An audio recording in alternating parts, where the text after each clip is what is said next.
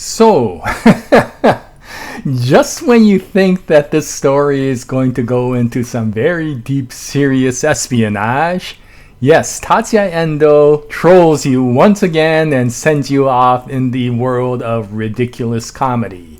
And I am quite happy with regards to that. So what's up, people, and welcome to the Mission 123 discussion of Spy Family. So Mission 123 came out a while back, and as always, I will leave a link to this mission that's currently being shown on the publisher's official website, Manga Plus, for free to the North American audience. So if you're interested, we'll go take a look at it before they pull this mission back. Now, if you recall from Mission 121 and 122, we were getting into some really great reveals with regards to Operation Strix, with regards to Project Apple, and of course with regards to Sigmund Alten. And part of me expected that this will continue on with further reveals and digging into that mystery.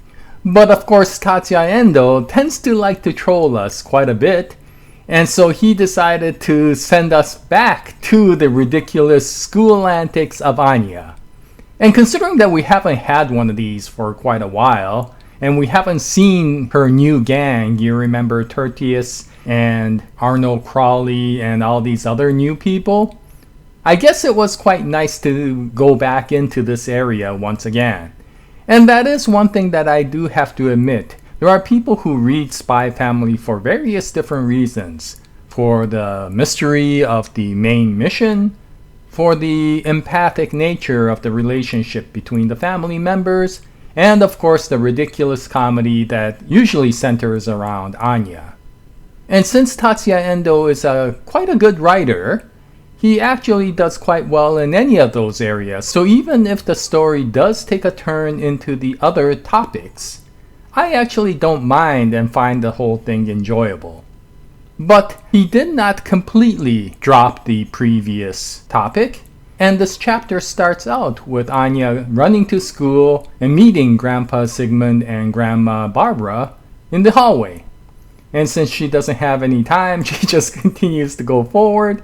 And because she is so used to reading people's minds, she naturally does that, and she sees that Sigmund is back to his dementia self again, and he is saying how cute Anya is. So, of course, Anya makes the conclusion that there's nothing really strange about these two people.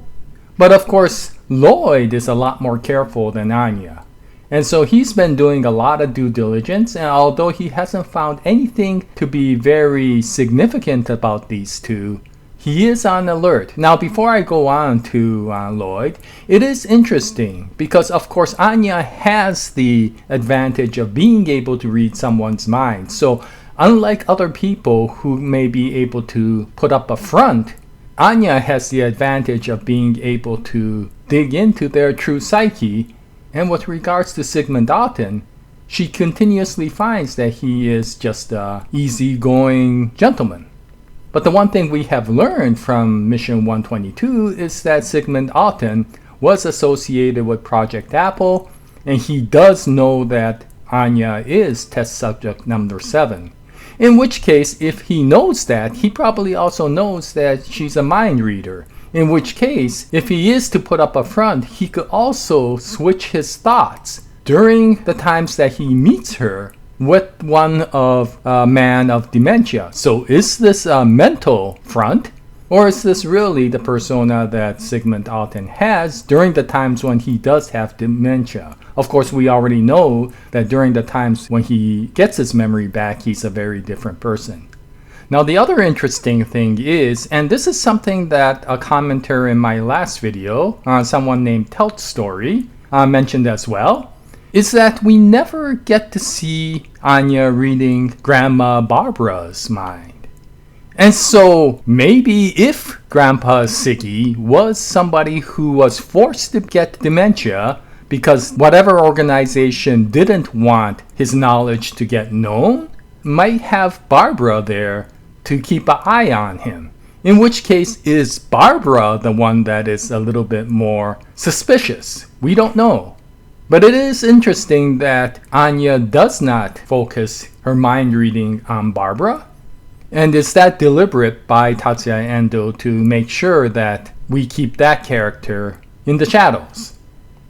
But in any case, it is quite interesting. I mean, we only got one page of Sigmund and Barbara in this chapter, but since he opened up such a great mystery in Mission 122, Tatsuya Endo has made us so curious that even that single page provides quite a bit of information. And we get more when we learn about what Loid has been doing regarding his due diligence with regards to this couple. And of course, he hasn't found anything particularly suspicious. He's been tailing them for a while, or having some agents tail them, I'm not exactly sure. And the only contacts that they have made were with their son and daughter-in-law.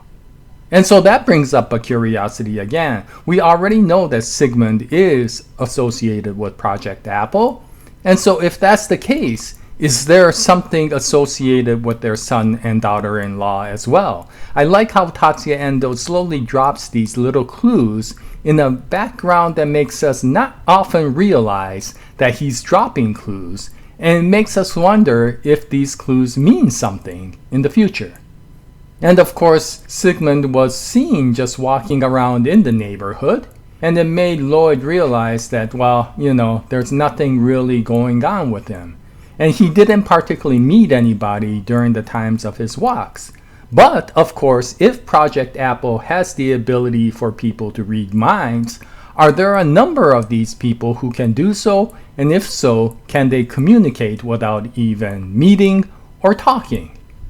It's something that, once again, brings up curiosity once we learn so much about Sigmund.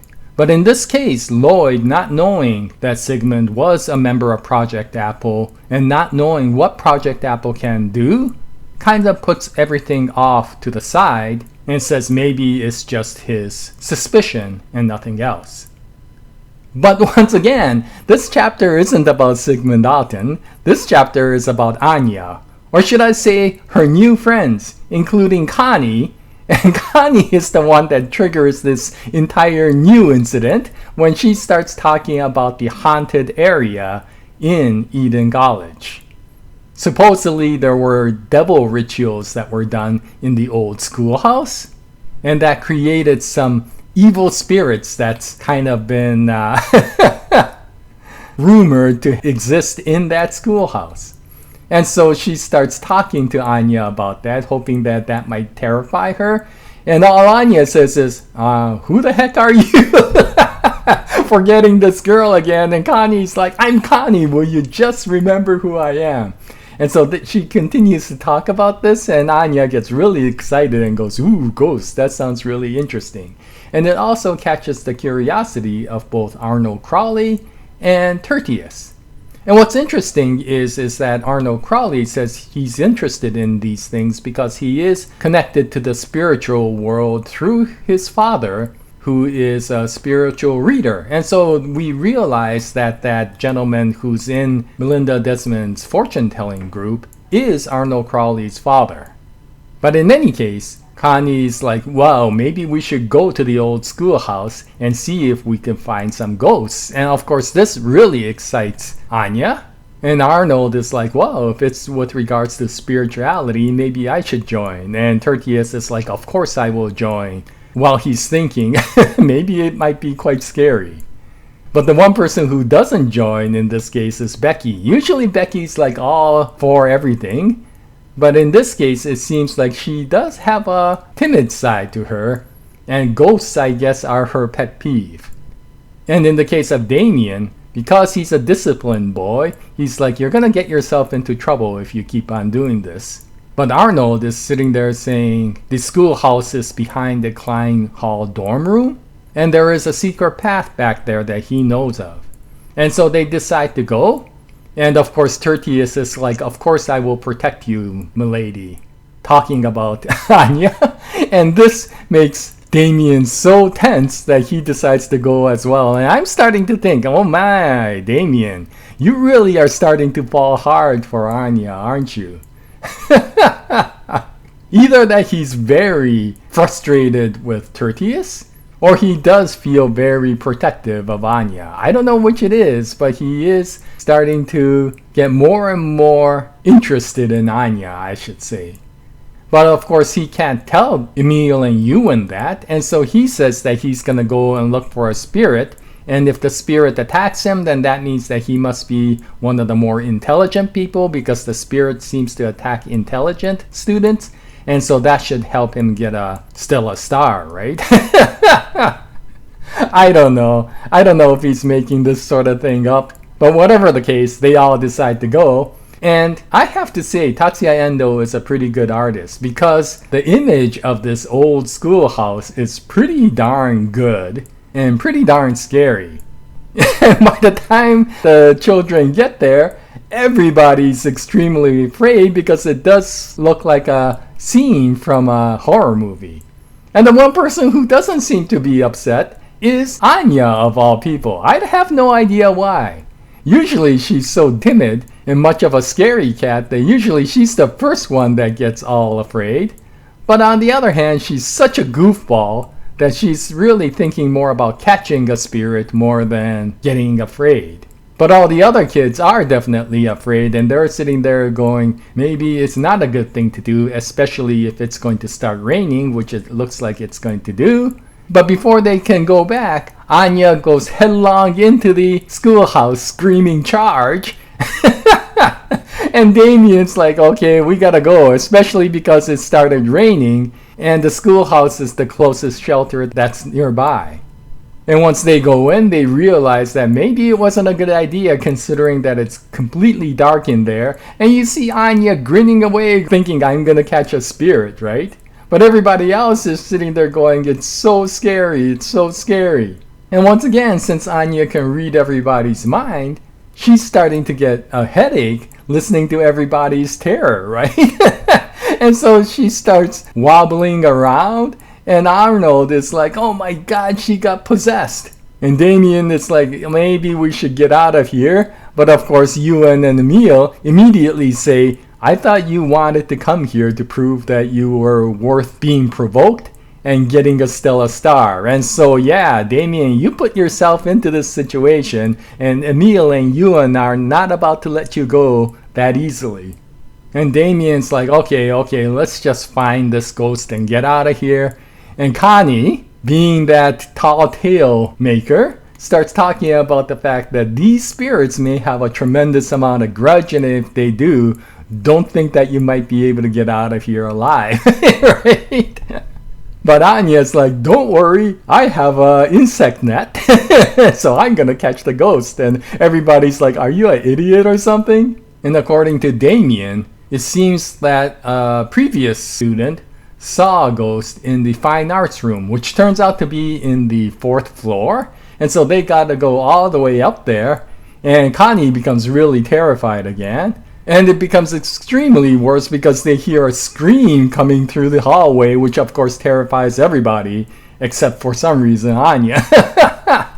And they're all like, what was that? I'm gonna have to change my underwear, sort of situation.